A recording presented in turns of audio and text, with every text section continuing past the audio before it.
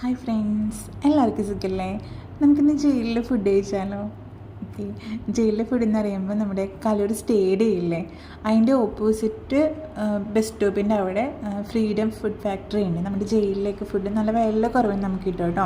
അത്യാവശ്യം കുഴപ്പമില്ലാത്ത ടേസ്റ്റൊക്കെ ഉണ്ട്. അപ്പോൾ ഞാൻ ചപ്പാത്തിയും അതുപോലെ മുട്ടക്കറിയും ബിരിയാണിയും മേടിച്ചിട്ടുണ്ടായിരുന്നു കേട്ടോ. അപ്പോൾ ചപ്പാത്തിക്ക് 30 രൂപയും അതുപോലെ തന്നെ മുട്ടക്കറിക്ക് 20 രൂപയാണ് വരുന്നത്.